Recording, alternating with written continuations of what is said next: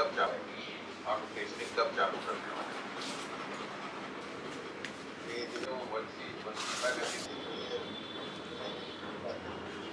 लेकिन सौरभ ये standard process है, हम डायरेक्ट रिक्वायरमेंट लेते ही नहीं है, बट ये चीज एक बात तो है कि 12 तारीख से बाकी क्लाइंट बोलेगा आपको, तो इसके बाद का एक्शन क्या है? इसके बाद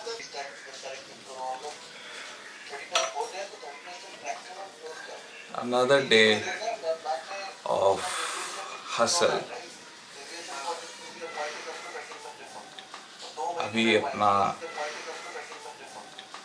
अभी अपना मॉर्निंग फास्टेड कार्डियो चल रहा है एज यूजुअल की तरह। और कुछ चीज़ें जो मैंने नोटिस किया है इस कट पे इज़ दैट कि ड्रास्टिकली जब आपका बॉडी फैट कम होता जाता है तब आपको ऐसा फील होगा कि आपकी बॉडी ज़्यादा वल्नरेबल होना स्टार्ट हो गई है और उस वजह से इंजरीज पेन थोड़ा सा आपको ज़्यादा सहना पड़ता है। फास्टेड कार्डियो का एक चीज़ जो मेरा फेवरेट है वो है ये है कि मेरा डेली का 1 आवर का कार्डियो रहता है और जिसमें like once I reach that 20-minute mark I get a runner's high, but cycle पे runner's high is something different, right?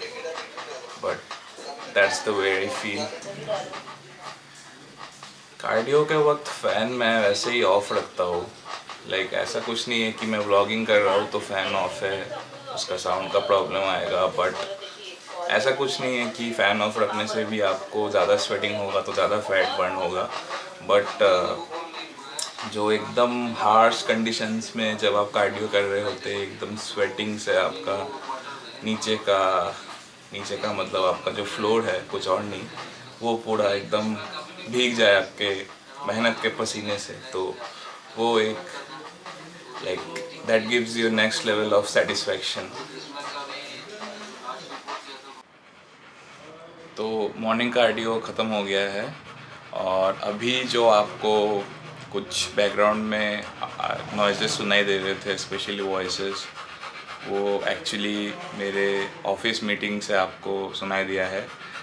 और ऐसा नहीं है कि अगर आप बॉडी बिल्डिंग कर रहे हो तो आप कुछ और कर नहीं सकते, क्योंकि अभी तो लाइक आज के ज़माने में सबको ही पता है कि body building means money in the sense that body building करने के लिए you have to be financially strong, और फाइनेंशियली स्ट्रॉन्ग नहीं होने से भी you at least have to be financially independent.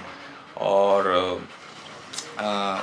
मैं एक मिडिल क्लास फैमिली से हूँ और मुझे हमेशा सिखाया गया है ये कि हमेशा you have to earn what you want, and like उससे उस लेवल का सेटिस्फेक्शन आता है। और अगर आपको कोई ऐसे अगर आप हाथ फैलाओगे और आपको कोई दे देगा सब कुछ, तो I don't think you will feel that much kind of satisfaction.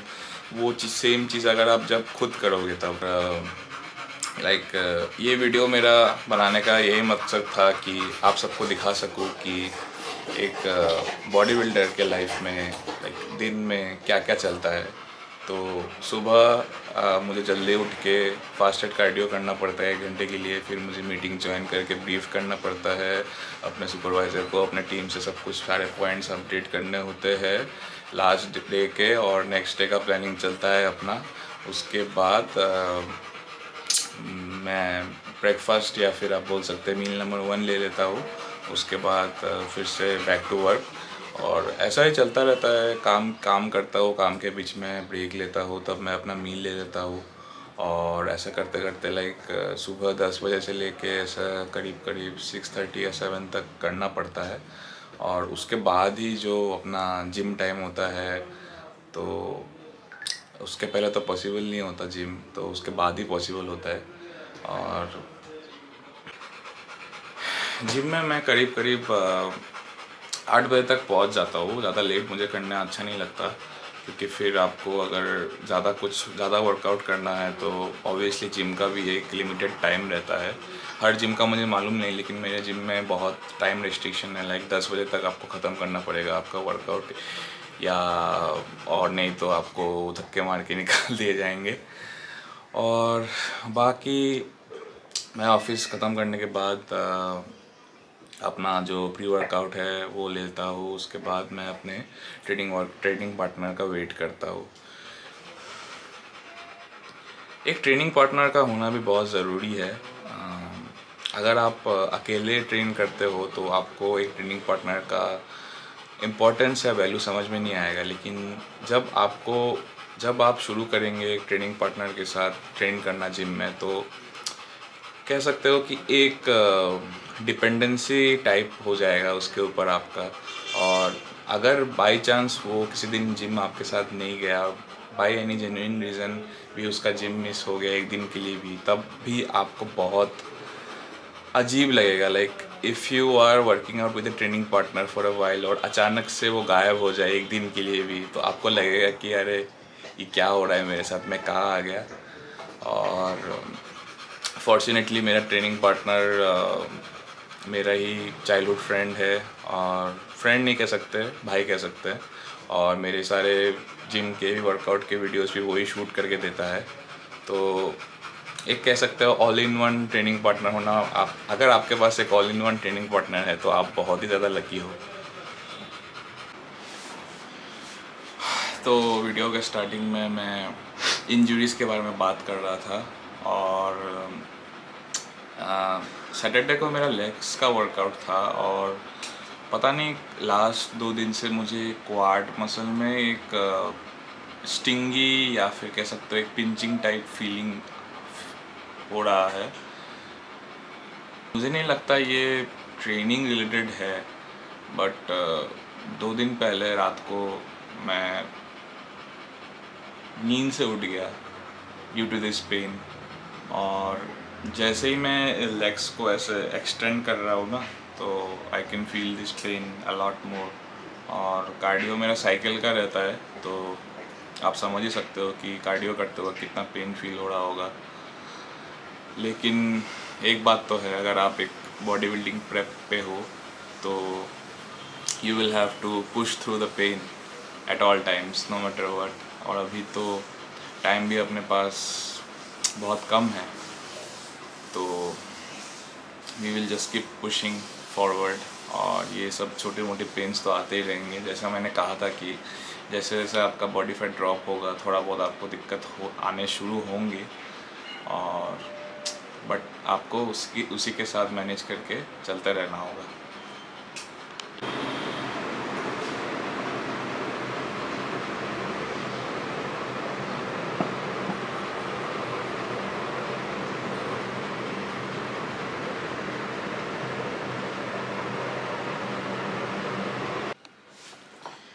Have breakfast like a king, ये बात तो हम सब ने कभी ना कभी सुनी होगी किसी के मुंह से, बट थिंग इज़ दैट मैं अगर अपनी बात करूँ तो ब्रेकफास्ट या मील नंबर 1 मुझे लेते लेते कम से कम 11:30 या फिर 12 PM या कभी कभी 12:30 PM भी हो जाता है। तो कुछ लोग कहेंगे कि अरे इस टाइम में तो हम लोग मिड डे मील लेते हैं अपना। तो वैसे ऐसे ब्रेकफास्ट लेने का एक फ़ायदा जो मुझे खुद फील हुआ है कि अगर आप अपना फर्स्ट मील थोड़ा लेट से लेंगे तो आपको आपके थ्रू आउट द डे जितने भी मील्स आपके रहेंगे उसको भी थोड़ा सा पुश करके पीछे लेना पड़ेगा। तो इससे एक फ़ायदा मुझे ये हुआ है कि I can be full for a long time, क्योंकि आपको तो पता ही है कि कट पे थोड़ा सा कैलोरीज कम रहता है, और वो हंगर इशू ज़्यादा होते हैं हमको। तो लाइक अगर हमको वो हंगर इश्यूज से बैटल करना है अच्छे से, तो हमको मेक श्योर करना होगा कि थ्रू आउट द डे वो जो फुलफिलिंग फीलिंग है और वो हमेशा मेंटेन रहे, ताकि हम डाइट के बाहर कुछ एक्स्ट्रा ना खा सके, और वो भी ऐसे टाइम पे जब कंपटीशन बहुत नज़दीक है।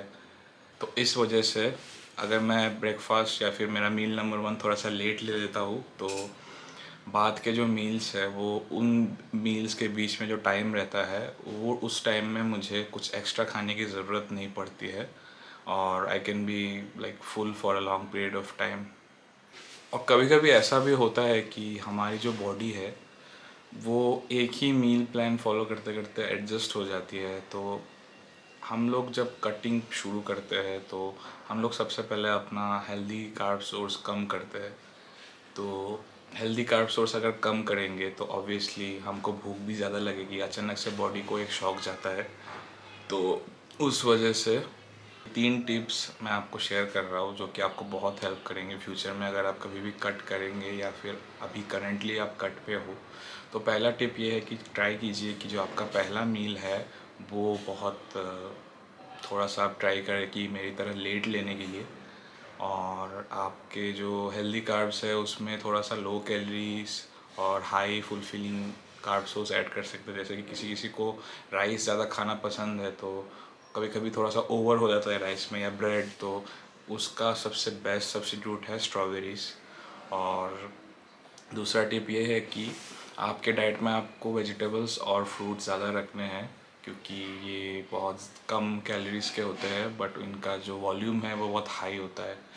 और थर्ड टिप ये है कि स्पेशली जब आप एक कट पे होंगे तो आपको उसका क्या बोलते हैं इसको शुगर क्रेविंग ज़्यादा होगी। तो शुगर क्रेविंग्स को बैटल करने के लिए सबसे बेस्ट है dry fruits, especially cashew, almonds, dates, dry dates जो भी आपके यहाँ अवेलेबल है, और किशमिश। तो ये 3 टिप आप ट्राई कीजिए कट के टाइम पे, ये आपको बहुत हेल्प करेगा।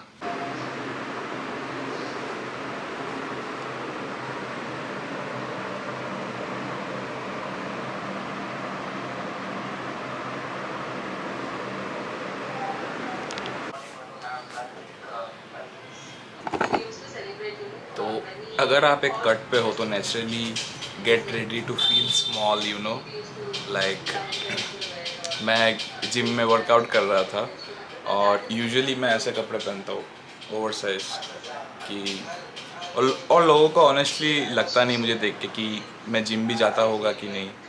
और and that is the fun part क्योंकि let me tell you guys, like एक बार मैं जिम में ऐसे ही अपना वर्कआउट कर रहा था। Usually over size T shirt पहन के मैं ट्रेन करता हूँ और ऐसे मैंने टी शर्ट को मिरर के सामने उठा के जब थोड़ा सा ग्लिम्स दिया अपने बॉडी का मिरर में, तो लिटरली एक बंदा आके मुझे ऐसा पूछ रहा है कि अरे भैया आपका तो एकदम रेडी, क्या बोला था उसने मुझे ठीक याद नहीं बट ऐसा कुछ बोला था उसने कि आपका तो एकदम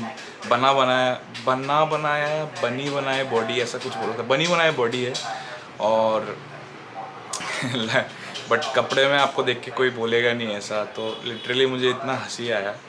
बट यही है कि अगर आप कट पे हो और आप ओवरसाइज्ड कपड़े पहनते हो तो like people are gonna be really really shocked when they see your physique once you remove the clothes. तो इस प्रेप के अंदर जो मेरा मोस्ट फोकस था बैक पे, स्पेशली बैक इम्प्रूवमेंट में, कि ये वो था कि like I had to improve my lower lats and lower back. और ये कुछ चीज़ें जो मैंने इस प्रेप पे ट्राई किया था इसको इम्प्रूव करने के लिए so that I could bring up the back game a little bit higher. तो पहला था आपका lower back hyper extension, and इसको मैं वीकली हर अल्टरनेटिव डे पे करता था 3 to 4 सेट्स टिल फेलर। और दूसरा है कि बैक मूवमेंट के टाइम पे यूजुअली मैं ये नॉर्मल ग्रिप पे ट्रेन करता था, जैसे कि मतलब हम जैसे कि कोई वो कर रहे हैं, जैसे कि बारबेल रोइंग कर रहे हैं तो हम इसको ऐसा मूव कराते हैं। तो और स्पेशली अगर आपको ये लोअर लैट्स को एक्टिवेट करना है तो आपका ग्रिप होना चाहिए रिवर्स। तो अभी ज़्यादातर मैं नोटिस किया था कि मैं हमेशा ऐसे नॉर्मल ग्रिप में ट्रेन करता हूँ बैक। तो इस प्रेप पे मैंने लास्ट 4 या 5 वीक्स से मैंने इसको मिक्स कर दिया है अल्टरनेटिवली, कि एक दिन मैं नॉर्मल ग्रिप में कर रहा हूँ ट्रेन और दूसरे वीक में मैं जब बैक ट्रेन कर रहा हूँ तो मैं सारे मूवमेंट्स को रिवर्स ग्रिप में कर रहा हूँ, so that I get a proper lower legs like activation. तो इसको आप ट्राई कर सकते हो, and I am sharing my back workout for this week, so check that out to.